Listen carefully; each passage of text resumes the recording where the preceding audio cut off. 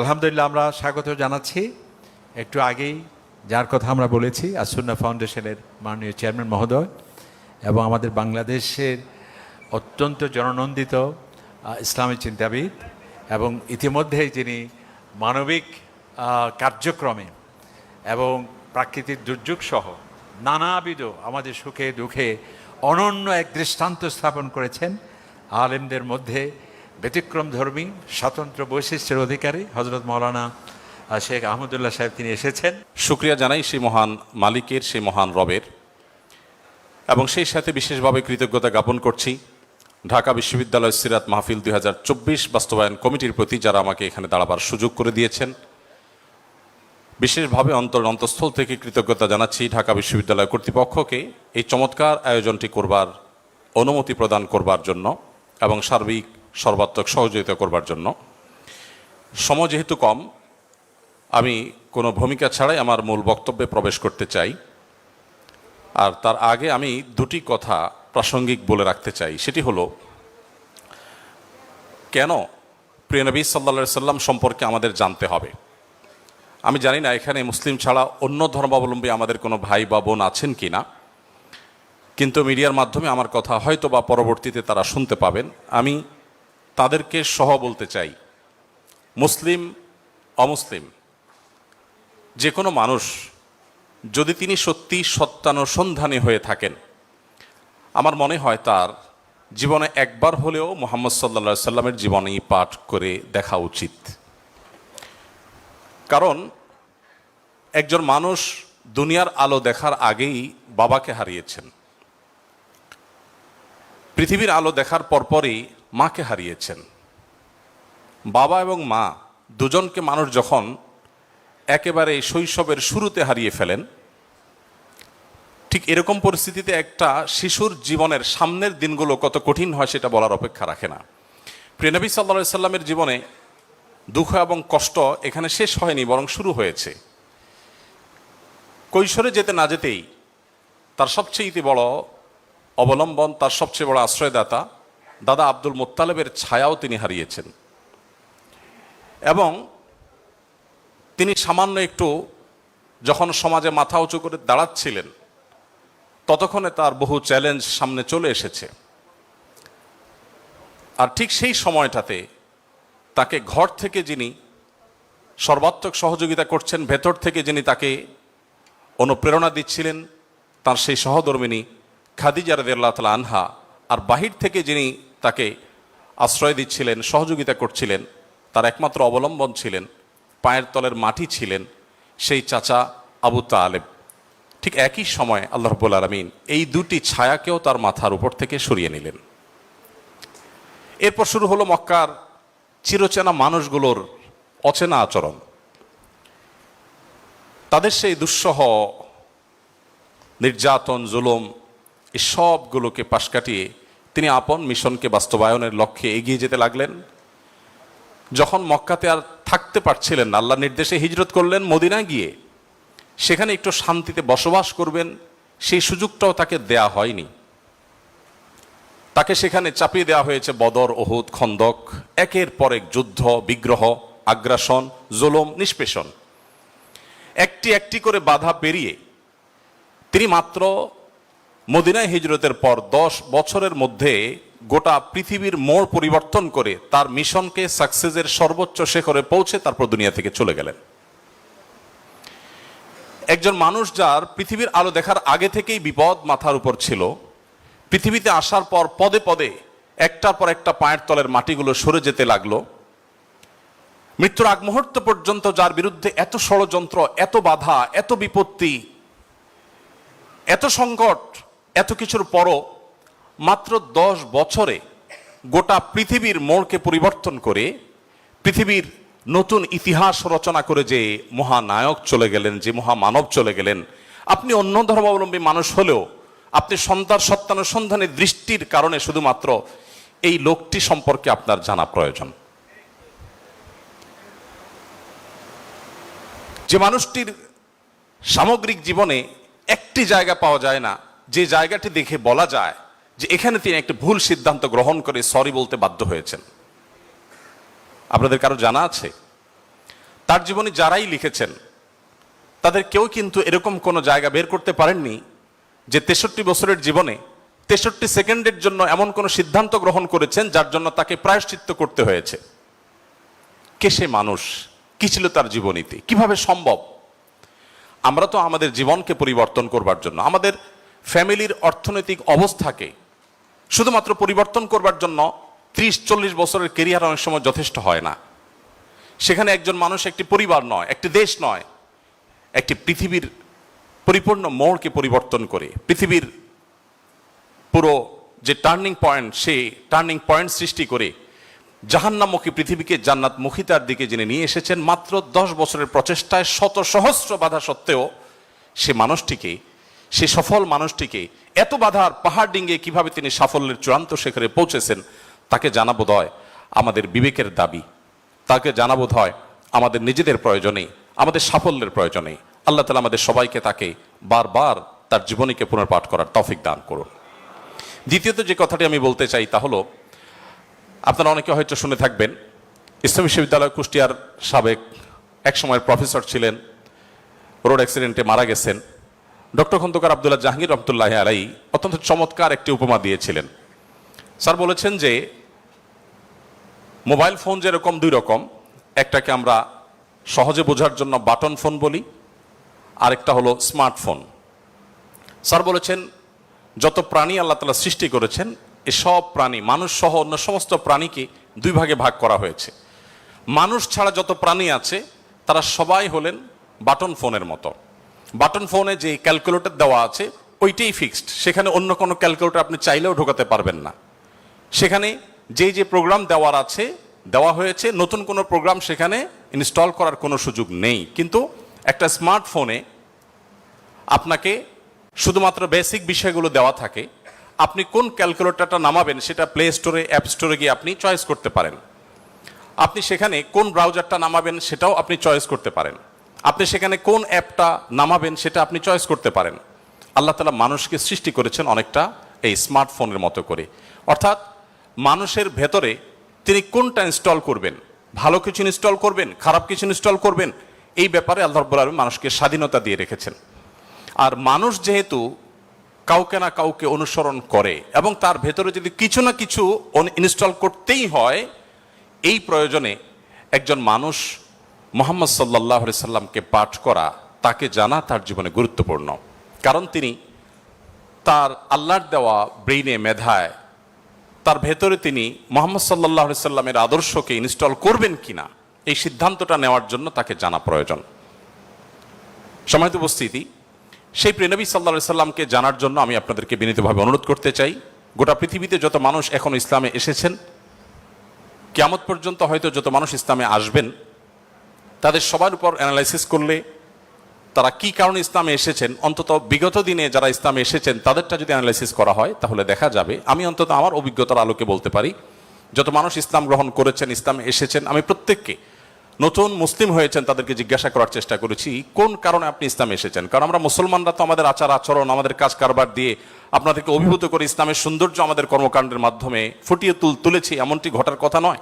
তাহলে কি কারণে আপনি ইসলামে এসেছেন? যত মানুষ ইসলামে এসেছে তার মধ্যে উল্লেখযোগ্য সংখ্যক ইসলামে এসেছেন কোরআন পাঠ করে, আর অবশিষ্ট যারা ইসলামে এসেছেন তাদের বড় অংশ ইসলামে এসেছেন প্রিয় নবী সাল্লাল্লাহু আলাইহি ওয়াসাল্লামের সিরাত পাঠ করে। বিধায় আমি আপনাদের সবাইকে উদাত্ত আহ্বান রাখতে চাই যে আপনার জীবনে একবার নয়, বারবার করে প্রিয় নবী সাল্লাল্লাহু আলাইহি ওয়াসাল্লামকে জানুন, তার জীবনের শুরু থেকে শেষ পর্যন্ত নির্মোহভাবে পড়ুন। আমি নিশ্চিত করে বলতে পারি যে এটি আপনাকে প্রশান্তির চরম শেখরে পৌঁছে দিবে, আপনার ইমানের মিটারকে অনেক বেশি উপরে তুলে দিবে। আল্লাহ তাআলা আমাদের সবাইকে সেই তৌফিক দান করুন। সম্মানিত উপস্থিতি, প্রিয় নবী সাল্লাল্লাহু আলাইহি সাল্লামের জীবনের বিভিন্ন দিক নিয়ে আপনারা আলোচনা শুনেছেন। আমি খুব সংক্ষেপে প্রিয় নবী সাল্লাল্লাহু আলাইহি সাল্লাম কিভাবে দুর্বলদের আশ্রয় কেন্দ্র ছিলেন সে বিষয়ে কিছু কথা আরজ করতে চাই। প্রিয় নবী সাল্লাল্লাহু আলাইহি সাল্লাম সবসময় দুর্বলদেরকে আগলে রাখার চেষ্টা করতেন, দুর্বলদের পক্ষে কথা বলতেন। আজ 2024-এর যেই সময়টাতে আমরা দাঁড়িয়ে কথা বলছি, আজকের পৃথিবীতে দুর্বলদের পক্ষে কথা বলাটা ফ্যাশনে পরিণত হয়েছে। আপনারা জানেন, দুর্বল মানুষদেরকে নিয়ে কেউ কাজ করলে সমাজে তাকে হিরো মনে করা হয়। আজকের সমাজে দুর্বলদের নিয়ে কাজ করলে তাদেরকে নিয়ে মানুষ অনেক গর্ব করে। এটা গর্বের একটা ব্যাপার যে কেউ দুর্বলদেরকে নিয়ে কাজ করছে। আমরা সুন্নাহ ফাউন্ডেশন থেকে অসহায় দুস্থদের জন্য কাজ করছি। আপনারা অনেকে আমাদেরকে সেজন্য মোবারকবাদ জানাচ্ছেন, শুভেচ্ছা জানাচ্ছেন, আমাদেরকে প্রেরণা দিচ্ছেন, ধন্যবাদ আপনাদের প্রতি। কিন্তু আমি যেটি বলতে চাচ্ছি যে আজ থেকে ঠিক ১৫০০ বছর আগের পৃথিবীতে যদি আমরা ফিরে যাই, তাহলে আমরা লক্ষ্য করলে দেখতে পাবো সেই পৃথিবীতে দুর্বলদের পক্ষে কথা বলাটা ফ্যাশন তো দূরের কথা, সবচেয়ে বড় চ্যালেঞ্জের বিষয় ছিল। আজকের এই অনুকূল পৃথিবীতে দাঁড়িয়ে আপনি দাস-দাসীর অধিকার, আপনি শ্রমিকের অধিকার, আপনি নারীর অধিকার, আপনি অন্য ধর্মাবলম্বী সংখ্যালঘুদের অধিকার নিয়ে কথা বলতে পারেন। এই কথা বলাটা অনেক নিরাপদ, অনেক ফ্লেক্সিবল পরিবেশ আপনি দেখেন। কিন্তু মুহাম্মদ সাল্লাল্লাহু আলাইহি সাল্লাম যখন দুর্বলদের পক্ষে কথা বলেছেন, তখন পৃথিবীতে দুর্বলদের পক্ষে কথা বলাটা সহজ কাজ ছিল না, এটা লাইফ রিস্কের ব্যাপার ছিল, কিন্তু সে কাজটা তিনি করেছেন। সম্মানিত উপস্থিতি, প্রিয় নবী সাল্লাল্লাহু আলাইহি সাল্লাম তিনি দুর্বলদের পক্ষে যে কথা বলেছেন, সেটা আজ আমরা অনেকে যে দুর্বলদের পক্ষে কথা বলি নানা পার্থিব উদ্দেশ্যে, তার সেই দুর্বলদের পক্ষাবলম্বনটা পার্থিব কোনো উদ্দেশ্যে ছিল না। আমরা অনেকে আজ দুর্বলদের পক্ষে কথা বলি কোনো সংস্থার কোনো প্রজেক্ট পাওয়ার জন্য। আমরা অনেকে দুর্বলদের পক্ষে কথা বলি কোনো প্রজেক্ট পেয়েছি সেই টাকা হালাল করবার জন্য। আমরা অনেকে দুর্বলদের পক্ষে কথা বলি সোশ্যাল মিডিয়াতে প্রচুর লাইক কমেন্ট পাওয়া যাবে সেজন্য। আমরা অনেকে দুর্বলদের পক্ষে কথা বলি এর পেছনে আমাদের পার্থিব কোনো স্বার্থ আছে সেই কারণে। মুহাম্মদ সাল্লাল্লাহু আলাইহি সাল্লাম সেই ব্যক্তি ছিলেন যিনি দুর্বলদের পক্ষে কথা বলেছেন প্রচন্ড প্রতিকূল পরিবেশে। তার সেই কথার বিপরীতে তাকে থ্যাঙ্কস বলার মতো পৃথিবীতে কোনো মানুষ ছিল না তখন। মুহাম্মদ সাল্লাল্লাহু আলাইহি সাল্লাম দুর্বলদের পক্ষে কি বলেছেন এটা নিয়ে ঘন্টাকে ঘন্টা কথা বললেও, কি করেছেন তাদের জন্য ঘন্টাকে ঘন্টা আলোচনা করলেও শেষ হবে না। কিন্তু সময় খুবই সংক্ষিপ্ত, আমি এই জন্য মোটা দাগে মূল কথাগুলোতে চলে যেতে চাই। সর্বপ্রথম যেটি বলতে চাই, প্রিয় নবী সাল্লাল্লাহু আলাইহি সাল্লামের আবু দাউদ, তিরমিজি এবং নাসাই বর্ণিত এক হাদিস থেকে আমরা জানতে পারি, তিনি বলেছেন, তোমরা তোমাদের যে সমস্ত দুর্বল মানুষেরা আছে সেই সমস্ত দুর্বল মানুষদের ব্যাপারে আমার কাছে তালাশ করবে, খোঁজ খবর নিবে, তাদের জন্য কোনো কিছুর প্রয়োজন হলে আমাকে বলবে। কেন? কারণ তোমরা জানো যে তোমাদের আল্লাহ তাআলার তরফ থেকে যে রিজিক প্রাপ্ত হও, ফাইন্নামা তুরজাকুন ওয়া তুনসারুনা বিদুআফাইকুম, তোমাদের যারা দুর্বল আছেন সে দুর্বল এবং অসহায় মানুষগুলোর উসিলায়, তাদের কারণে আল্লাহ তাআলা তোমাদেরকে যুদ্ধ বিগ্রহে শত্রুর বিপক্ষে জয় দিয়ে থাকেন, সেগুলো তাদের কারণে দেন। আবার একইভাবে তোমাদের যে রিজিক আল্লাহ তাআলা দিয়ে থাকেন, এই রিজিকটা তোমাদের মধ্যে থাকা যে দুর্বল মানুষগুলো আছে তাদের কারণে আল্লাহ তাআলা দিয়ে থাকেন। সম্মানিত উপস্থিতি, এই হাদিসের মাধ্যমে নবী সাল্লাল্লাহু আলাইহি সাল্লাম বোঝাতে চেয়েছেন তার আশেপাশে দুর্বল মানুষেরাই বেশি থাকে। আপনারা জানেন বেলাল, আম্মার, সোহেব, আরো যে সমস্ত সাহাবী ছিলেন, সালমানে ফারসি রাদিয়াল্লাহু তাআলা আনহু সহ, এই সমস্ত অসহায় মানুষগুলো একাধারে বহিরাগত, বাহির থেকে আসা। আরবের মানুষরা বাহিরের মানুষদেরকে মানুষ মনে করতে কুণ্ঠাবোধ করে অনেকে, বা বেশিরভাগ। সেই সময়ের বাস্তবতা ছিল অনেকটা সেরকম। নবী করিম সাল্লাল্লাহু আলাইহি সাল্লাম সেই পরিস্থিতিতে বাহির থেকে আসা সালমান ফারসি শুধু তার পরামর্শে গোটা মদিনার চতুর্পাশে পরীক্ষা খনন করা সেই কষ্টসাধ্য কাজ শুরু করে দিয়েছিলেন। তিনি বেলাল রাদিয়াল্লাহু তাআলা আনহুর মতো একজন নিগ্রো, ইথিওপিয়ান এবং বাহির থেকে আসা কৃতদাস ছিলেন, সেই মানুষটিকে নবী সাল্লাল্লাহু আলাইহি সাল্লাম মুয়াজ্জিন বানিয়েছেন। আজ আমাদের সমাজে মুয়াজ্জিন মানে খুব সাদামাঠা একটা পদ, তখন মুয়াজ্জিন ছিলেন নবী করিম সাল্লাল্লাহু আলাইহি সাল্লামের পর সবচেয়ে মসজিদের মধ্যে থাকা সম্মানজনক পদ। নবী করিম সাল্লাল্লাহু আলাইহি সাল্লাম এভাবে দুর্বল সাহাবীদেরকে যে আগলে রাখতেন, দুর্বল সাহাবীদের মধ্যে তিনি থাকতেন এমন ভাবে যে আজ নেতারা যদি অন্যদের সাথে চলে, নেতা কে এটা পরিচয় দেওয়ার প্রয়োজন হয় না। কোনো পাওয়ারফুল ব্যক্তি, কোনো নেতা, তিনি যদি তার অনুসারীদেরকে সাথে নিয়ে অনুসারীদের বেষ্টিত হয়ে হাঁটেন, তো তাকে চেনার জন্য কারো জিজ্ঞেস করতে হবে না। আমাদের প্রিয় নবী সাল্লাল্লাহু আলাইহি সাল্লাম তিনি যখন সাহাবীদের মধ্যে বসা থাকতেন, তখন বাহির থেকে আসা মানুষরা জিজ্ঞেস করতে হতো, মান ফিকুম মুহাম্মদ, তোমাদের মধ্যে মুহাম্মদ লোকটা কে? আপনি চিন্তা করুন, তার বসার মোড়টা এমন ছিল যে অন্য 10 জন সাধারণ সাহাবীর মধ্যে তিনি নিজেকে মিশিয়ে ফেলতেন। তার মধ্যে কোনো অহংকার ছিল না, এমন ভাবে দুর্বলদের সাথে নিজেকে মিশিয়ে ফেলতেন যে বাহির থেকে আসা মানুষ তার অ্যাটিটিউড দেখে, তার বডি ল্যাঙ্গুয়েজ দেখে চেনার কোনো উপায় ছিল না যে মুহাম্মদ নেতা লোকটি কে সাল্লাল্লাহু আলাইহি ওয়াসাল্লাম। সম্মানিত উপস্থিতি, ঠিক একইভাবে আমরা জানি নবী করিম সাল্লাল্লাহু আলাইহি সাল্লাম কারা জান্নাতবাসী, জান্নাতি লোকদের মার্কা কি সেটা বলতে গিয়ে বলেছেন যে আলা আখবিরুকুম বিআহলিল জান্নাহ, তোমাদেরকে কি আমি বলে দিব না যে তোমাদের মধ্যে বিচরণকারী মানুষদের মধ্যে কারা কারা জান্নাতি, জান্নাতি হিসাবে তোমরা কাদেরকে সুধারণা করতে পারো, তাদের আলামত কি, যে আলামত দেখে তুমি অনুমান করবে, আন্দাজ করবে লোকটা জান্নাতি। নবী করিম সাল্লাল্লাহু আলাইহি ওয়াসাল্লামের পর নিজে জবাব দিয়ে বলেছেন, কুল্লু দাঈফিন মুতাদাঈফ, যে সমস্ত মানুষগুলো দুর্বল, বিনয়ী, নিরীহ, এই মানুষগুলো জান্নাতি। অর্থাৎ যদি তাদের ঈমান অন্য সব বিষয়গুলো ঠিকঠাক থাকে, পাশাপাশি তিনি যদি নিরীহ গোছের হন, বিনয়ী হন, বিনম্র হন, তিনি যদি খুব বেশি অহংকারী, অনেক বেশি রূঢ় স্বভাবের না হন, তাহলে এই মানুষগুলো জান্নাতি হওয়ার এটি একটি বড় লক্ষণ। এখানে নবী করিম সাল্লাল্লাহু আলাইহি ওয়াসাল্লাম দুর্বলতাকে জান্নাতি হওয়ার, নবী সাল্লাল্লাহু আলাইহি ওয়াসাল্লাম দুর্বলতাকে বা বিনয়কে জান্নাতি হওয়ার লক্ষণ হিসাবে উল্লেখ করেছেন। এখান থেকে বোঝা যায় দুর্বলদের অবস্থান তার কাছে কেমন ছিল। আমরা নবী সাল্লাল্লাহু আলাইহি ওয়াসাল্লামের যে দুর্বলদের প্রতি তার যে ভালোবাসা, তার যে তাদের অধিকার আদায়ের প্রচেষ্টা, তাদেরকে সমাজে তাদের যথাযথ অধিকার ফিরিয়ে দেওয়ার প্রচেষ্টা, সে সম্পর্কে যদি আমরা কয়েকটা উপমা দিতে চাই, আমরা একজন একজন করে বলতে চাই। নারীদের ব্যাপারে বলতে চাই, ইতিমধ্যে ওবায়দুল্লাহ হামজা সাহেব আলোচনা করেছেন নারীদের সম্পর্কে, কিছু কথা হয়তো রিপিট হবে, তারপর আমি সংক্ষেপে শুধুমাত্র টাচ করে যাই। আপনারা জানেন নবী সাল্লাল্লাহু আলাইহি ওয়াসাল্লাম যে সমাজে এসেছেন, সেই সমাজে নারী হিসেবে জন্মগ্রহণ করাটা এটা একটা অপরাধ ছিল। জীবন্ত কন্যাকে নিজের বাবা নিজে হাতে পুঁতে ফেলতো শুধুমাত্র কন্যা হওয়ার কারণে। আল্লাহ কোরআনে বলেছেন, ওয়া ইযা বুশিরা আহাদুহুম বিল উনসা যাল্লা ওয়াজহুহু মুসওয়াদ্দান ওয়া হুয়া কাযীম, কারোর কন্যা সন্তান হয়েছে এই সংবাদটা তাকে দেয়া হলে তার মুখটা কালো হয়ে যেত। এরকম ভয়ঙ্কর এক বাস্তবতার মধ্যে নবী সাল্লাল্লাহু আলাইহি ওয়াসাল্লাম এসেছেন। আমি আবারও বলছি, আজকের সমাজে নারী অধিকার নিয়ে কথা বলা এটা অনেক সহজ। নারী অধিকার নিয়ে কথা বলা মানুষগুলোর জন্মেরও বহু বছর আগে প্রিয় নবী সাল্লাল্লাহু আলাইহি ওয়াসাল্লাম শুধু নারী অধিকার নিয়ে কথা বলেন নাই, জীবন্ত কবরস্থ করা হতো যেখানে কন্যা সন্তানকে, সেই জায়গা থেকে তুলে নারীকে সবচেয়ে সম্মানের সর্বোচ্চ আসনে বসিয়ে তারপর তিনি দুনিয়া থেকে গেছেন। প্রিয় নবী সাল্লাল্লাহু আলাইহি ওয়াসাল্লাম নারীদের জন্য কি করেছেন? কোরআনে আল্লাহ তাআলা বলেছেন, ওয়াশিরুহুন্না বিল মারুফ, হে পুরুষেরা তোমরা তোমাদের স্ত্রীদের সাথে যথাযথভাবে সুন্দরতম উপায়ে তাদের সাথে বসবাস করো, তোমাদের জীবনাতিপাত করো, সংসার করো ভালোভাবে, খারাপভাবে তাদের সাথে তোমরা সংসার করবে না, সতর্ক করেছেন। কোরআনে কারিমে একটি সূরা আছে, আপনারা জানেন, সূরার নাম হলো সূরাতুন নিসা, অর্থাৎ নারীগণের সূরা। কোরআনে কিন্তু পুরুষগণের সূরা নামে কোনো সূরা নেই, সূরাতুর রিজাল নামে কোনো সূরা নেই, কিন্তু সূরাতুন নিসা নামে সূরা আছে, এবং সেটা ছোটখাটো 2-4-5 আয়াতের সূরা না, কোরআনের সবচেয়ে বড় সূরাগুলোর একটি। এবং কোরআনে শুধুমাত্র নারীদের বিধিবিধান বর্ণনা করবার জন্য সূরা তাহরিম, সূরা তালাক, অনেকগুলো সূরা আল্লাহ তাআলা নাজিল করেছেন স্পেশাল নারীদের বিধিবিধান বর্ণনা করবার জন্য। পুরুষদের জন্য আলাদা কোনো স্পেশাল বিধিবিধান, তাদের অধিকার, তাদের করণীয়, তাদের বিষয়গুলোকে আলোকপাত করবার জন্য কোনো আলাদা স্পেশাল কোনো সূরা নেই।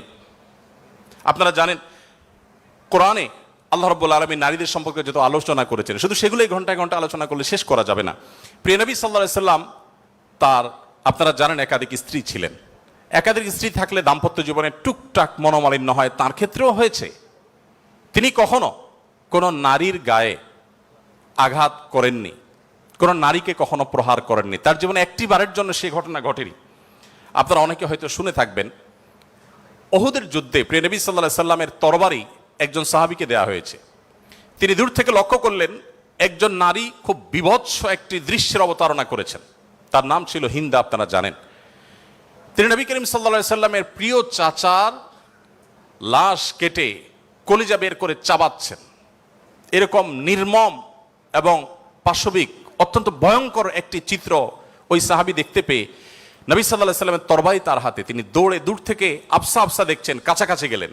কাছাকাছি গিয়ে দেখতে পেলেন, দূর থেকে তিনি বুঝতে পারেন না যে ইনি ভদ্রলোক না ভদ্র মহিলা। খুব কাছে এসে দেখলেন যে তিনি একজন নারী। তিনি তখন বলেছেন পরবর্তীতে যে আমি তরবারিটা তুলেছিলাম যে তার শিরকে আমি তার ধড় থেকে, দেহ থেকে আলাদা করে দিব, কিন্তু তৎক্ষণাৎ আমার মনে হলো এই তরবারিটা তো সেই মানুষটার যে মানুষ কোনোদিন কোনো নারীর গায়ে আঘাত করেন নাই। আমি যত কঠিন দৃশ্যই দেখি না কেন, আমি নবী সাল্লাল্লাহু আলাইহি ওয়াসাল্লামের তরবারি দিয়ে কোনো নারীকে আঘাত করতে পারি না। তিনি সেই অবস্থাতে এরকম ভয়ঙ্কর একটি দৃশ্য দেখার পরও নবী করিম সাল্লাল্লাহু আলাইহি ওয়াসাল্লামের জীবন চরিত্রের মধ্যে তিনি নারীদেরকে যেভাবে সম্মান দিতেন, মর্যাদা দিতেন, শুধুমাত্র সেই বিষয়টিকে স্মরণ করে তরবারিকে খাপে ঢুকিয়ে তিনি সেখান থেকে ফিরে এলেন। প্রিয় নবী সাল্লাল্লাহু আলাইহি ওয়াসাল্লাম তিনি যুদ্ধের ময়দানে কয়েক শ্রেণী মানুষকে কোনোভাবেই যেন হত্যা না করা হয় তার জন্য আগে থেকে বলে রেখেছেন, এবং যুদ্ধের আগে যোদ্ধাদেরকে, মুজাহিদদেরকে বলে রাখতেন, খবরদার রণাঙ্গনে শত্রুপক্ষের অন্য সব মানুষকে আঘাত করলো, নারীদেরকে আঘাত করবে না। আপনারা এই জন্য সাহাবীদের মধ্যে পুরুষ সাহাবীদের শহীদ হওয়ার অনেক লম্বা ফিরিস্তি বা লিস্ট আপনারা দেখতে পান। মহিলা সাহাবীদের লিস্ট খুব বেশি একটা দেখা যায় না, যদিও পুরুষদের আল্লাহর জন্য জীবন উৎসর্গ করার এই পথের সর্বপ্রথম পথ নির্দেশ করেছেন যিনি, অবাক করা বিষয় হলো তিনি একজন নারী, সুমাইয়া রাদিয়াল্লাহু তাআলা আনহা। প্রিয় ভাইয়েরা আমার, নবী করিম সাল্লাল্লাহু আলাইহি সাল্লাম তার জীবনের একেবারে শেষের দিকের বক্তব্যগুলোর, ভাষণগুলোর একটি ছিল ইস্তাউসু বিন-নিসাই খায়রা, তোমরা নারীদের ব্যাপারে আমার কাছ থেকে ভালো ওসিয়ত গ্রহণ করো। অর্থাৎ আমি তোমাদেরকে ওসিয়ত করছি, আমি জীবনের শেষ মুহূর্তে, অন্তিম মুহূর্তে তোমাদেরকে উপদেশ দিচ্ছি, নারীদের বেলায়, মহিলাদের ব্যাপারে তোমরা ভালো আচরণ করবে, এটি আমার কাছ থেকে শুনে রাখো। নবী করিম সাল্লাল্লাহু আলাইহি ওয়াসাল্লাম তিনি তিনটি জিনিসকে খুব বেশি ভালোবাসতেন, তিনটি জিনিস তার কাছে খুব বেশি প্রিয় ছিল। আপনারা অনেকে হাদিসটি জানেন। তার একটি ছিল সুগন্ধি, তিনি পারফিউম, আতর খুব পছন্দ করতেন। আরেকটি ছিল সালাত, নামাজ, এটি তার চক্ষু শীতলতার কারণ ছিল, তার অনেক ভালো লাগতো নামাজ আদায় করতে। আরেকটি ছিল নারী। এখানে নারী প্রিয়র অর্থ হলো বাবা এবং মায়ের মধ্যে নবী সাল্লাল্লাহু আলাইহি সাল্লাম বাবার চাইতে মাকে বেশি প্রায়োরিটি দিতেন। সন্তানের মধ্যে ছেলে এবং মেয়ের মধ্যে মেয়েকে বেশি ভালোবাসতেন, এত বেশি ভালোবাসতেন যে প্রিয় নবী সাল্লাল্লাহু আলাইহি সাল্লামকে আল্লাহ তাআলা ছেলে সন্তান দিয়েছেন, তাদের সবাইকে শৈশবে মৃত্যু দিয়েছেন, তার একমাত্র চারটি কন্যা সন্তানকে বাঁচিয়ে রেখেছেন। দিন শেষে তিনি কন্যাদের বাবা হয়ে বেঁচেছিলেন, ছেলেদের বাবা হয়ে বেঁচে ছিলেন না। ঠিক একইভাবে প্রিয় নবী সাল্লাল্লাহু আলাইহি সাল্লামের আরেকটা হাদিস সহিহ মুসলিমে বর্ণিত হয়েছে, আমরা জানি নবী সাল্লাল্লাহু আলাইহি সাল্লাম বলেছেন, কেউ যদি তার দুটি কন্যা সন্তানকে প্রাপ্তবয়স্ক হওয়া পর্যন্ত সুন্দর আচরণ করে, যথাযথভাবে লালন পালন করে, কোনো প্রকার বৈষম্য না করে, অবিচার না করে, তাদের প্রতি সদাচরণ করে, তো কিয়ামতের ময়দানে নবী সাল্লাল্লাহু আলাইহি সাল্লাম বলেছেন সেই লোক শুধু জান্নাতে যাবে না, কিয়ামতের দিন আল্লাহ নবী সাল্লাল্লাহু আলাইহি সাল্লাম বলেছেন আনা ওয়া হুয়া কাহাতাইন, সে এই দুটি আঙ্গুল যেরকম পাশাপাশি অবস্থান করছে জান্নাতে আমার ঠিক কাছাকাছি এইভাবে অবস্থান করবে, দুটি কন্যা সন্তানকে যথাযথভাবে পালন করবার কারণে।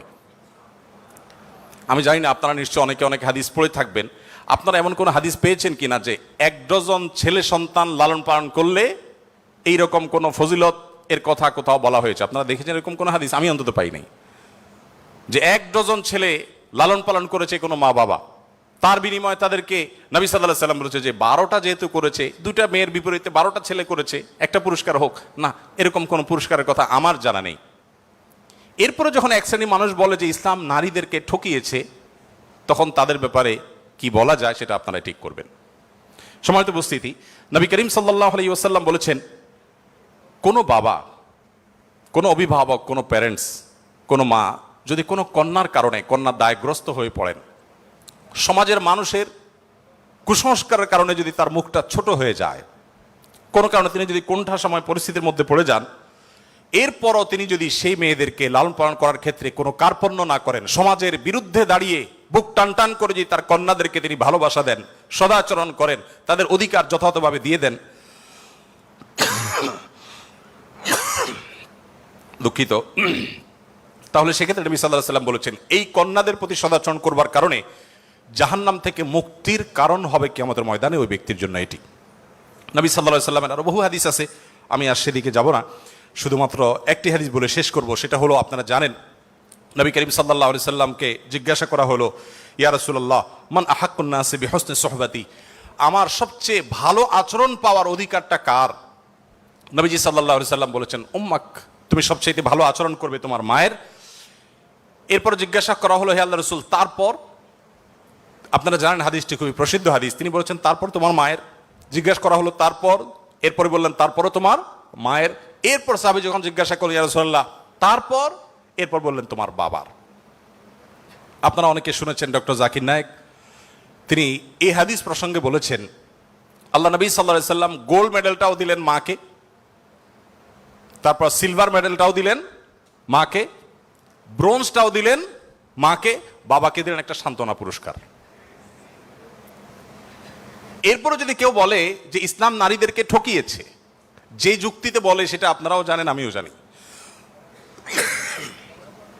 বলা হয় বাবার সম্পদে ছেলে যদি 2 টাকা পায়, মেয়ে 1 টাকা পায়, এখানে মেয়ের প্রতি অবিচার করা হয়েছে। আপনারা জানেন এর মতো হাস্যকর একটা দাবি আরেকটি হতে পারে না, কারণ ছেলে বেচারা, এতক্ষণ শুধু মেয়েদের কথা বলছি, আসলে একটু ছেলেদেরকে আমরা দুর্বল হিসেবে দেখি। ছেলে বেচারা প্রাপ্তবয়স্ক হওয়ার পর বাবা মা তার ভরণ পোষণ দিতে বাধ্য নন। যদি বাবা মা বলেন যে তুমি প্রাপ্তবয়স্ক হয়ে গেছো, তোমার চাল ডাল তুমি জোগাড় করো, বাবা মা সেটা বলতে পারেন, সে রাইট তাদের আছে। বিয়ে এখনো বেচারা করে নাই, মাত্র প্রাপ্তবয়স্ক হয়েছে। এরপর প্রাপ্তবয়স্ক হওয়ার পর যখন বিয়ে শাদীর চিন্তা করে, বাপ মা এটা বলতেই পারেন যে বাবা তোমার বিয়ে শাদীর টাকা তুমি জোগাড় করো, আমি তোমার বইয়ের গহনা কিনে দিব, মোহর জোগাড় করব, তোমার খরচ খরচা দিব। এটা বাবা মা করতে বাধ্য নন শরীয়তের দৃষ্টিকোণ থেকে, ছেলেরটা ছেলেকেই জোগাড় করতে হবে। আপনাদের অনেকগুলো প্রশ্ন আমার কাছে আসছে, এর মধ্যে সবচেয়ে কমন যে প্রশ্ন বারবার এসেছে সেটা হলো যুবকদের প্রশ্ন, বাবা মা বিয়ে দিতে চায় না, আমরা কি করব? আমি সে প্রশ্ন উত্তরে যেতে পারবো কিনা জানি না, তবে তরুণদের এই আহাজারে আমাকে খুব কষ্ট দেয়। কারণ আমি খুব বেশি বয়সে বিয়ে করিনি, আমি এখন নানা হয়েছি, আপনারা অনেকে জানেন। আমার এই বয়সে আমি নানা হয়েছি, এটা অনেকে শুনলে আসমান থেকে নাজিল হওয়ার উপক্রম হয় যে কিভাবে সম্ভব। তো আমি বলি, আমি আমার সংসার জীবন গোছানো শেষ, আমি এবং আমার মিসেস সহ বাকি জীবন আরামের সাথে দেশ বিদেশ যদি ঘুরেও বেড়াই, আল্লাহ বিল্লাহ করে বাকি জীবন কাটিয়ে দিই, আমার কোনো টেনশন নাই, কারণ আমার সংসারের সব সেট আপ করা শেষ। সে সমস্ত মানুষদেরকে দেখে আমার করুণা হয়, মায়া হয়, যারা আর্লি ম্যারেজকে দোষণীয় মনে করে, তারা অনেক বেশি দেরি করে তথাকথিত নিজের পায়ে দাঁড়ানোর কথা বলে 30-35 পার হওয়ার পর বিবাহ শাদী করেন। এই মানুষগুলো তাদের ছেলে মেয়ে হইতে হইতে, প্রথম তো আবার ছেলে মেয়ে নেওয়া যাবে না, একটা লম্বা সময় এনজয় করতে হবে, 40-এর পর হয়ে যায় ছেলে মেয়ে হতে হতে। এরপর এই ছেলে পড়ালেখা করে গ্রাজুয়েশন করতে করতে 55-60 ছুঁই ছুঁই হয়ে যায়, ততক্ষণে সংসারের ঘানি টানতে থাকে। আল্লাহ না করুন ছেলেটা যদি অমানুষ হয়, এই বেচারা বৃদ্ধ বয়সে আর যাওয়ার কোনো উপায় নাই। আবার সন্তান তো একটা বা দুইটা বেশি নেওয়া যাবে না, তাহলে তার দুঃখের কোনো শেষ আছে? আর আমার সব কিছু কমপ্লিট। এখন ছেলে মেয়ে যদি বেশি বেতাল হয়, বেলাইন হয়, সোজা কানটা মলে দিয়ে দরজা দেখা দিতে কোনো অসুবিধা নাই, কারণ আমার সেকেন্ড থার্ড ফোর্থ অপশন আছে, অনেকগুলো সন্তান আছে। আর দ্বিতীয়ত আমার বয়সে এখনো অনেকখানি বাকি আছে। যাই হোক, আমি সেদিকে যাচ্ছি না। আমি যেটা বলছিলাম সেটা হলো, ছেলেদের এই বেচারাদের যে অসহায়ত্ব, এটার কথা কেউ বলে না। দেখেন, আমিও নারীদের ওয়াজি করে গেলাম, ছেলেদের অসহায়ত্বের কথা একটু বলি। এই বেচারারা যতদিন বাবার সংসারে থাকবে, তোমার ঘানি তুমি টানো, বাবা মা বাধ্য না। মেয়েকে কিন্তু এটা বাবা বা মা বলতে পারেন না। এরপর যখন বিয়ে হবে, বিয়ের সময় ওই যে ছেলেরা চিরকুট নিয়ে আসে, হুজুর একটু বলে দেন আমার আব্বা এখানে আছে। আমি পল্টনে একটা হোটেলের উদ্বোধনী দিনে আমার এক বন্ধু মানুষ সেখানে গেছিলাম, এক ছেলে তার বাবাকে ধরে আমার কাছে নিয়ে আসছে, এসে বলছে হুজুর আপনার অনেক ওয়াজ শুনছি, আজকে আমার বাপরে হাতের কাছে পাইছি, আমাকে বিয়ে দেন, আমি বহু বলছি, আজকে আপনি হাতে নাতে বলেন। আমি নিজের লজ্জা লাল হয়ে গেলাম যে ছেলে কি বেহায়ার মতো কথা। যাই হোক, তো এই বেচারারা বিয়ে করতে যাবে, বাপ বলে যে কি করো তুমি, বিয়ে করবে মানে টাকা কামাই করো। মেয়েদের বিয়ের সময় কি বাবা মা এটা বলে তুমি কয় টাকা কামাই করছো তোমার বিয়ে দিব? বলার সুযোগই নাই, রাইটই নাই। এরপরে বিয়েটা যখন হয়ে যায়, এই বেচারা এতদিন নিজের পেট পালা লাগতো, এখন বউয়ের পেট পালো, ছেলে মেয়ের পেট পালো, অর্থাৎ তাদের রিজিকের ব্যবস্থা করো, তাদের উপার্জনের দায় দায়িত্ব তার। নিজের বাবা মা যদি বৃদ্ধ হয়ে যান, অসহায় হয়ে যান, তাদের দায়িত্ব তার। বাপের বাড়ি যাওয়ার সময় বাজারটা তার করতে হয়, শ্বশুর বাড়ি যাওয়ার সময় মিষ্টির প্যাকেটটার টাকাও তাকে দিতে হয়। শতভাগ খরচ ছেলের, শতভাগ খরচ কার? ছেলের। আর বাপের সম্পদে পাবে হলো 2 টাকা, 2 আনা, আর মেয়ে পাবে 1 টাকা। তার অন্যের খরচ তো দূরের কথা, নিজের খরচই তার উপরে বর্তায় না। ইসলাম কি তাকে কম দিয়েছে না বেশি দিয়েছে? একজনকে 2 টাকা দিয়ে বাজারে পাঠিয়ে বিরাট বড় ফর্দ দেখাই দিয়েছেন, এতগুলো সব তোমাকে আনতে হবে। আরেকজনকে 1 টাকা দিয়ে বললেন যে তুমি শুধুমাত্র এই টাকা দিয়া যা খুশি তা করতে পারো। তাহলে এই 1 টাকা যাকে দেওয়া হয়েছে তার অধিকার কি কম দেওয়া হয়েছে না বেশি দেওয়া হয়েছে? আল্লাহর সাথে পাল্লা দিলে গোল্লা যাওয়া ছাড়া কোনো উপায় থাকে না। যারা নিজের বিবেক দিয়ে আল্লাহ সুবহানাহু ওয়া তাআলার বিচারকে, বিশ্লেষণকে বিচার করতে চায়, তারা আল্লাহর উপরে ওই যে খোদার উপরে খোদাগিরি বলে, যে সে মূর্খতা ছাড়া আর কিছুই করছে না। আমি শ্রদ্ধা রেখে তাদের প্রতি এটা বলতে বাধ্য হলাম।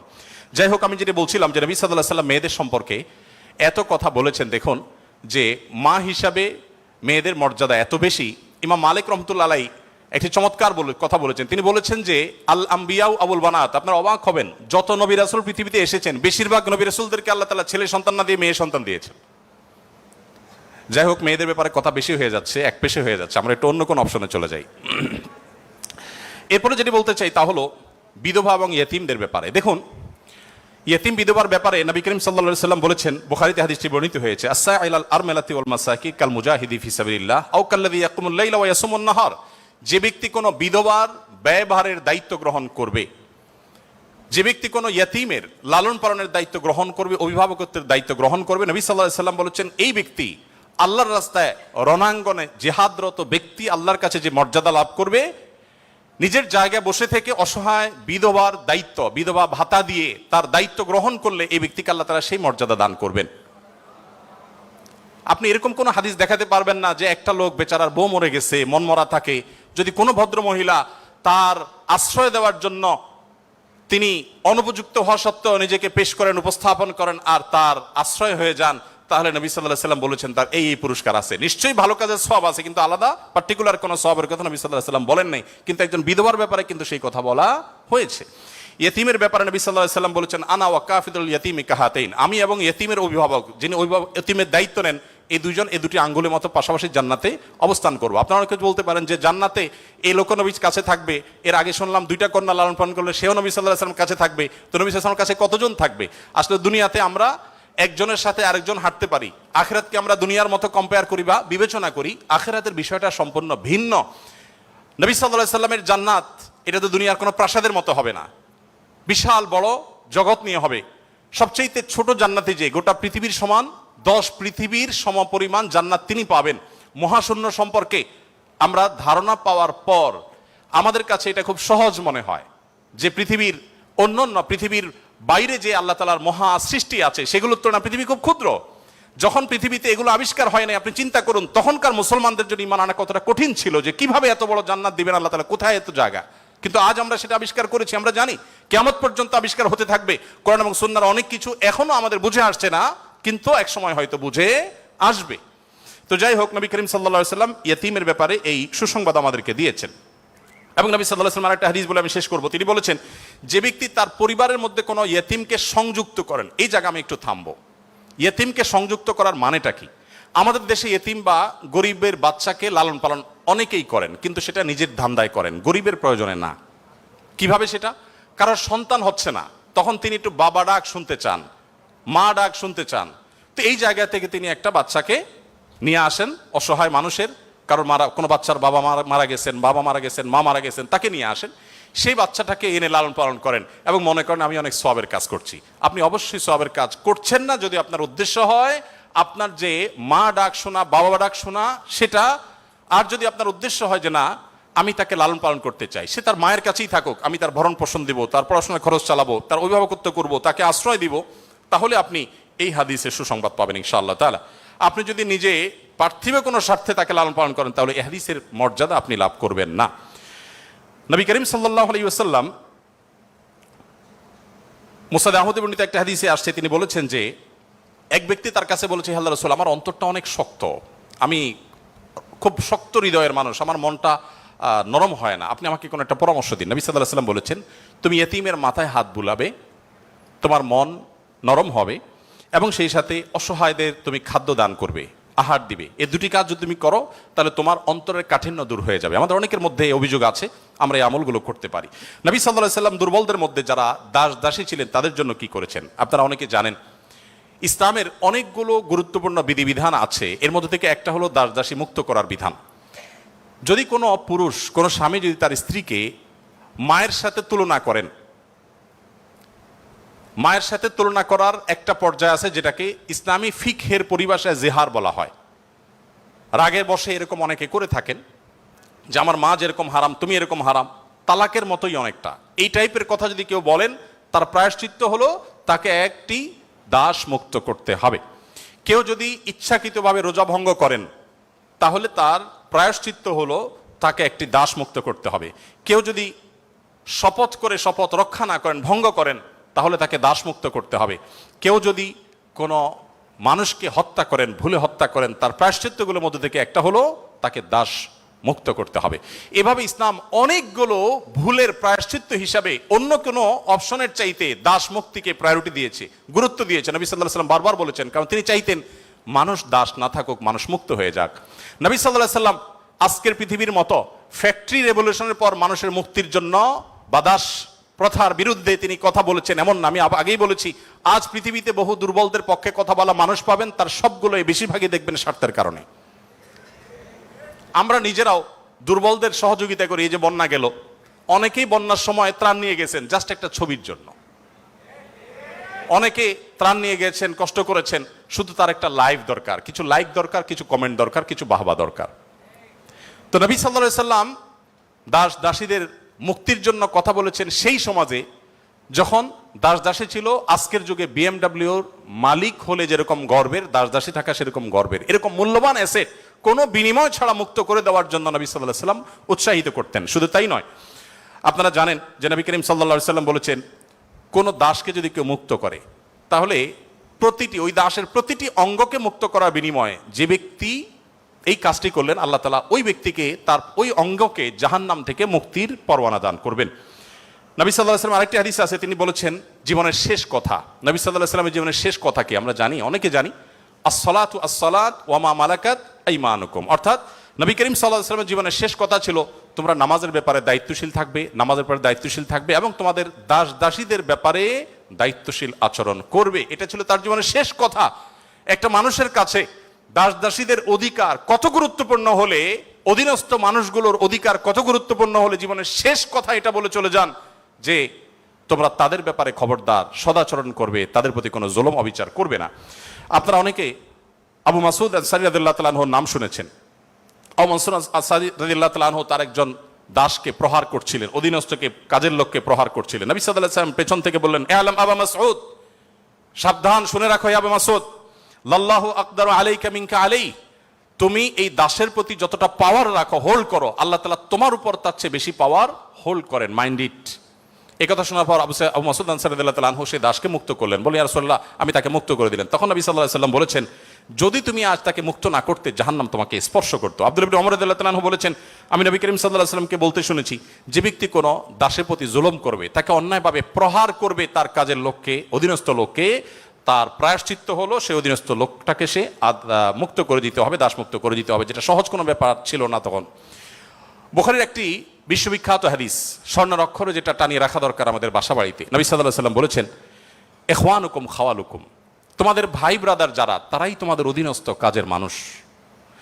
এই মানুষগুলো সম্পর্কে নবী সাল্লাল্লাহু আলাইহি ওয়াসাল্লাম বলেছেন, জাআলাহুমুল্লাহু তাহতা আইদিকুম, তাদেরকে আল্লাহ তাআলা তোমাদের অধীনস্থ করে দিয়েছেন। এর মধ্যে ইঙ্গিত রয়েছে আল্লাহ চাইলে তোমাকে তার অধীনে করে দিতে পারতেন।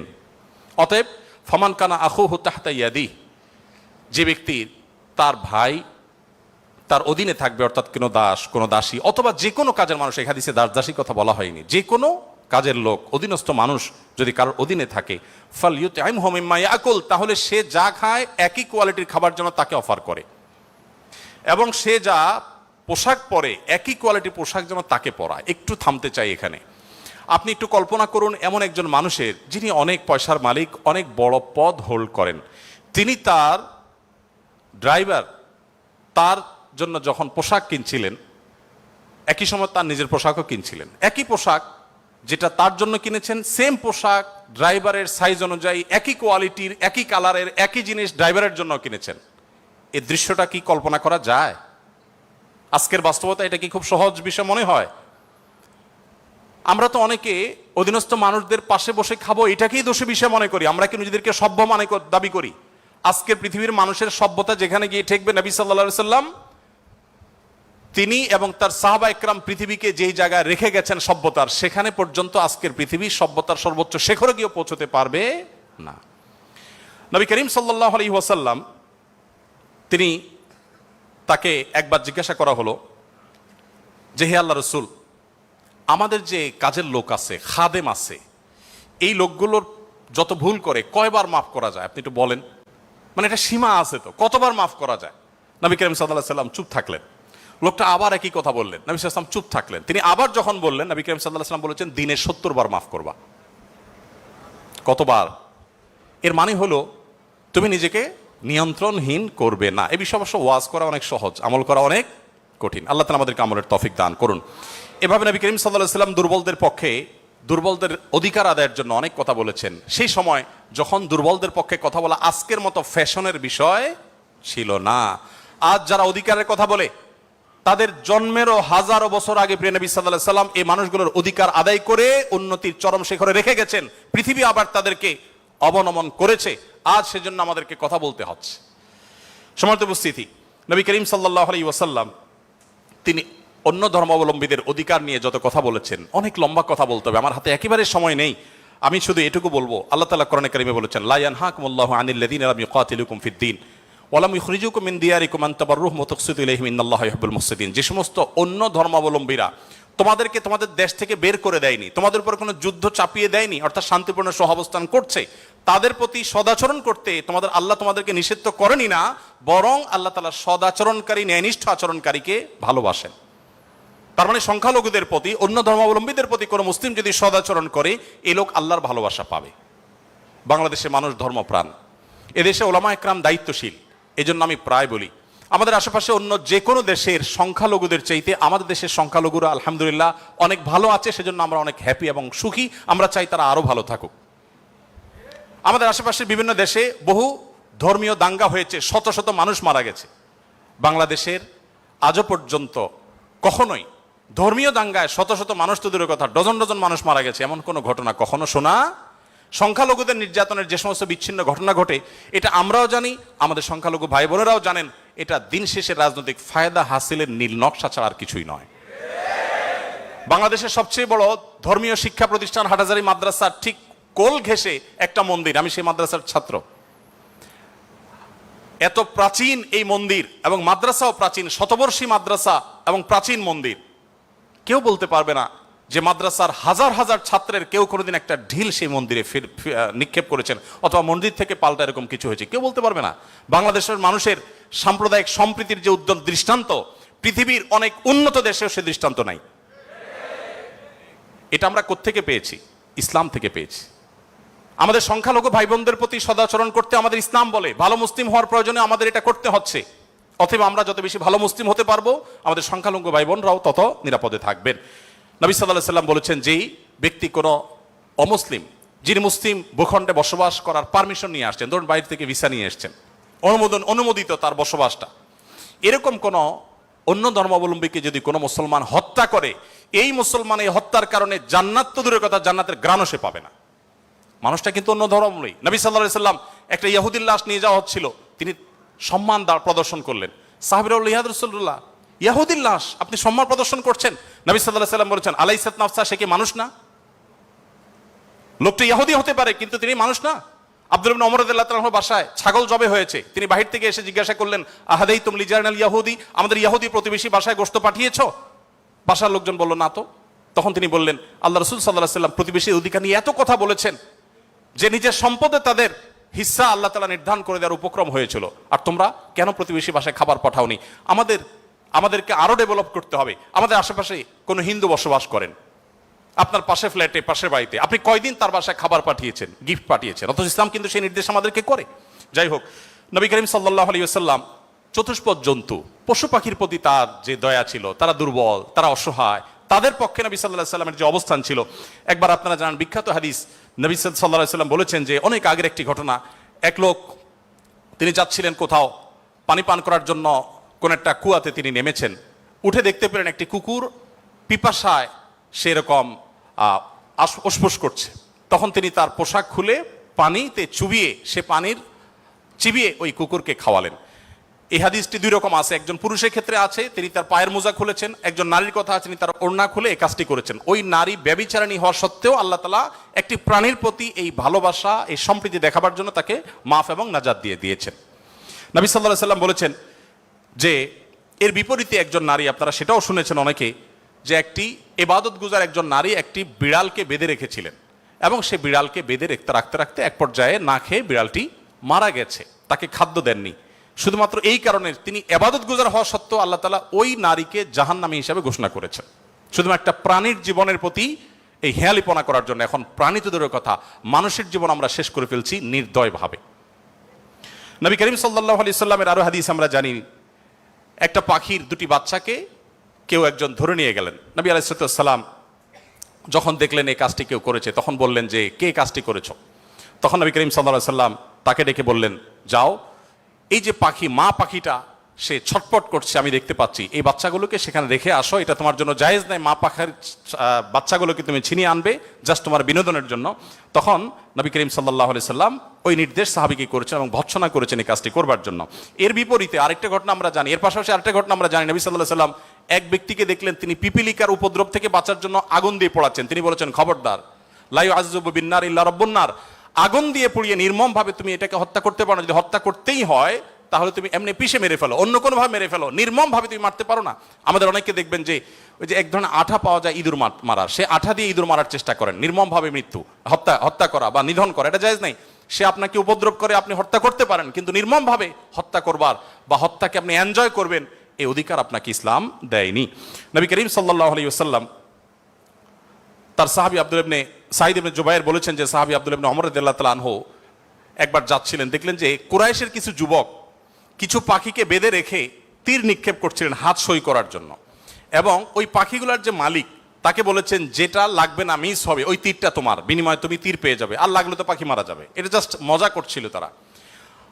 দেখেন আল্লাহ নবী সাল্লাল্লাহু আলাইহি ওয়াসাল্লামের সাহাবী আব্দুল ইবনে ওমর যখন এসেছেন, জাস্ট তাকে দেখেছে, দেখার সাথে সাথে দৌড়ে পালিয়ে গেছে তারা, ওই যুবকরা, কারণ জানেন যে নবী সাল্লাল্লাহু আলাইহি ওয়াসাল্লামের সাহাবী কোনো প্রাণীর প্রতি নির্মমতাকে সহ্য করবেন না, চলে গেছে তারা। তখন এবার আব্দুল ইবনে ওমর রাদিয়াল্লাহু তাআলা আনহু বলেছেন, আল্লাহ লানত এবং অভিশাপ নাজিল হয় ওই মানুষগুলোর প্রতি যারা কোনো প্রাণীকে এরকম বিনোদনের জন্য জাস্ট তীর মেরে গুলি মেরে বিভিন্নভাবে লক্ষ্যবস্তু তাদেরকে বানায়। নবী করিম সাল্লাল্লাহু আলাইহি ওয়াসাল্লামের জীবনের বহু ঘটনা আছে, আমরা বলে শেষ করতে পারবো না, আমি একেবারে শেষের দিকে চলে আসছি। একবার নবী করিম সাল্লাল্লাহু আলাইহি ওয়াসাল্লাম একটি ওট দেখতে পেলেন, খুব ক্ষীণকায়, জীর্ণশীর্ণ, দুর্বল, এবং তার চোখে পানি। নবী সাল্লাল্লাহু আলাইহি ওয়াসাল্লাম তার শরীরের উপরে খুব আলতো করে হাত বুলিয়ে দিলেন। তখন সেই ওটের আচরণ দেখে বর্ণনাকারী সাহাবী বলছেন মনে হচ্ছিল সে অনেকটা প্রশান্তি অনুভব করেছে। তখন তিনি ওটের মালিককে ডেকে বললেন যে এই ওটকে তুমি কেন ভালো করে খাবার দাবার দাও না, তার ব্যাপারে তুমি আল্লাহকে কেন ভয় করো? নবী সাল্লাল্লাহু আলাইহি ওয়াসাল্লাম তাকে সতর্ক করলেন। ঠিক একইভাবে নবী সাল্লাল্লাহু আলাইহি ওয়াসাল্লাম ঐতিহাসিক একটি হাদিস সহিহ মুসলিম বর্ণিত, যে তিনি বলেছেন, ইন্নাল্লাহা কাতাবাল ইহসানা আলা কুল্লি শাই ফাইদা কাতালতুম ফাহসিনুল কিতলাহ ওয়া ইযা যাবাহতুম ফাহসিনুজ যিবহা। যদি কেউ কোনো প্রাণীকে জবে করতে হয়, জবে করে খেতে হয়, আল্লাহ তার জন্য হালাল করেছেন, সেও যেন নির্মমভাবে জবে না করে। এই জন্য ছুরি যেন ভালো করে ধার দিয়ে নেয়, যাতে করে পশুর প্রতি নির্মমতা করতে করতে ধীরে ধীরে তাকে যেন হত্যা করতে না হয়। এমনকি কোনো মানুষকে যদি মৃত্যুদণ্ড দিতে হয়, তাকেও যেন নির্মমভাবে হত্যা না করা হয়। প্রয়োজনে তাকে যদি মৃত্যুদণ্ড দিতে হয়, এমনকি রণাঙ্গনে যদি শত্রুপক্ষ হয়, নির্মমভাবে তার অঙ্গ প্রত্যঙ্গ কেটে টুকরা টুকরা করবেন, এই নির্মমতা করার অনুমতি ইসলাম আপনাকে দেয়নি। আপনাকে মানুষ হতে বলেছে ইসলাম। নবী সাল্লাল্লাহু আলাইহি ওয়াসাল্লাম এক ব্যক্তিকে দেখলেন যে তিনি তার কোন একটা পশু জবাই করার জন্য শুয়ে তারপরে সেই পশু ছুরি ধার দিচ্ছেন। একদিক থেকে শুয়েছেন, হয়তো পাও দিয়ে ফাড়া দিয়ে ধরে রেখেছেন, আর অপর দিক থেকে হাত দিয়ে তিনি ছুরি ধার দিচ্ছিলেন। নবী সাল্লাল্লাহু আলাইহি ওয়াসাল্লাম বলেছেন যে আতুরিদু আন তুমিতাহা মাউতা, তুমি কি চাও এই প্রাণীটাকে কয়েকবার হত্যা করতে? কেন তুমি আগে ছুরি ধার দিয়ে আনো নাই? নবী করিম সাল্লাল্লাহু আলাইহি ওয়াসাল্লাম একটি গাধার পাশ দিয়ে যাচ্ছিলেন, দেখতে পেলেন যে গাধাটার উপরে কেউ ছেক দিয়েছে, কোন লোহাটো হাতে দাগ দিয়ে ছেক দিয়েছে, ক্ষত বিক্ষত হয়েছে। নবী সাল্লাল্লাহু আলাইহি ওয়াসাল্লাম বলেছেন, লাআনাল্লাহুল্লাযী ওয়াসামা, যে ব্যক্তি গাধাটাকে ছেক দিয়েছে, আল্লাহর লানত, আল্লাহর রহমত থেকে সে বঞ্চিত হয়ে অভিশাপ তার উপরে নাজিল হবে। নবী করিম সাল্লাল্লাহু আলাইহি ওয়াসাল্লাম এক ব্যক্তিকে দেখলেন যে তিনি বলছেন, হে আল্লাহর রাসূল, আমি যখন ছাগল জবে করি তখন আমি যাতে অপ্রয়োজনে কষ্ট দিতে না হয়, নির্মমতা করতে না হয়, সেদিকটা খেয়াল করে। নবী সাল্লাল্লাহু আলাইহি ওয়াসাল্লাম বলেছেন, রাহিমাকুল্লাহ, তুমি যদি ছাগলের প্রতি দয়া পরবশ হও, আল্লাহ তাআলা তোমার প্রতি দয়া পরবশ হবেন। ভাইরা আমার, এমনকি তৃণলতা গাছপালা এগুলো প্রয়োজন ছাড়া যদি কেউ কাটে, নবী সাল্লাল্লাহু আলাইহি ওয়াসাল্লাম বলেছেন ওই ব্যক্তির মাথায় আল্লাহ তাআলা জাহান্নামের আগুন নিক্ষেপ করেন। প্রয়োজন ছাড়া যদি বৃক্ষ নিধন করে কেউ, আমি যদি সারাদিন সারারাত বলি, হয়তো নবী সাল্লাল্লাহু আলাইহি ওয়াসাল্লাম দুর্বলদের অধিকার আদায়ের জন্য কি করেছেন, শুধু কথা বলেননি, কি করেছেন সেগুলো বলে হয়তো শেষ করা যাবে না। আমাদের সময় অনেক আগেই শেষ হয়ে গেছে। আমি শুধুমাত্র শেষের দিকে আসছি এবং বলতে চাই, আজকে যে জায়গায় আমি দাঁড়িয়ে কথা বলছি, এই বিশ্ববিদ্যালয় সহ বহু বিশ্ববিদ্যালয়, বিশেষ করে পাবলিক বিশ্ববিদ্যালয়গুলো, যেগুলো মেধাবীদের, দেশের সবচেয়ে বড় ভালো মেধাবীদের সবচেয়ে বড় বিচরণ ক্ষেত্র, এই জায়গা থেকে আমাদের আনন্দের ওখানে অনেক ইতিহাস যেমন রচিত হয়েছে, দুই একটি দুঃখের এবং বেদনার ঘটনাও এখানে ঘটতো। তার মধ্যে থেকে একটি হলো র্যাগিং এর ঘটনা। নতুন একজন শিক্ষার্থী, যেখানে পুরাতন শিক্ষার্থী বা বড় ভাইদের কাছে, সিনিয়রদের কাছে স্নেহ ভালোবাসা পাওয়ার কথা, র্যাগিং এর নামে তাকে অপমানিত করা, অপদস্থ করা, তাকে হ্যারাসমেন্ট করা, তাকে অপমান অপদস্থ করে পশুর মতো বুনো আনন্দে মেতে ওঠা, এটা আমাদের দেশের অনেক শিক্ষা প্রতিষ্ঠানের একটি অঘোষিত কালচারে পরিণত হয়েছিল। আমরা আশা করব এই পশুত্ব, এই নির্মমতা, এটা আমাদের দেশে আর কোনো শিক্ষা প্রতিষ্ঠানে কোনোদিন ফিরে আসবে না। আমরা সবাই যদি দায়িত্বশীল হই, আমরা সবাই যদি মানুষ হই, ভালো মুসলমান হতে হলে ভালো মানুষ আমাদেরকে হতে হবে। আমরা যদি ভালো মানুষ হই তাহলে আমাদের দ্বারা এরকম ঘটনা কখনো ঘটতে পারে না। একজন মানুষের কষ্ট কারোর আনন্দের কারণ হতে পারে না। নবী করিম সাল্লাল্লাহু আলাইহি ওয়াসাল্লাম বলেছেন, যে ব্যক্তি কোনো ছোটদের প্রতি স্নেহ করে না, ভালোবাসে না, সে আমার উম্মত না। ছোট এবং জুনিয়রদের প্রতি যদি স্নেহ মমতা না থাকে, ভালোবাসা না থাকে, সে আর যা হোক নবী করিম সাল্লাল্লাহু আলাইহি ওয়াসাল্লামের উম্মত হিসাবে পরিচিতি পাবে না। অতএব র্যাগিংয়ের এই অপসংস্কৃতিকে ঝেঁটিয়ে শিক্ষা প্রতিষ্ঠানগুলো থেকে বিদায় করতে হবে আপনাদেরকেই। সবাই রাজি আছেন তো ইনশাআল্লাহ? আল্লাহ তাআলা আমাদের সবাইকে সেই তৌফিক দান করুন।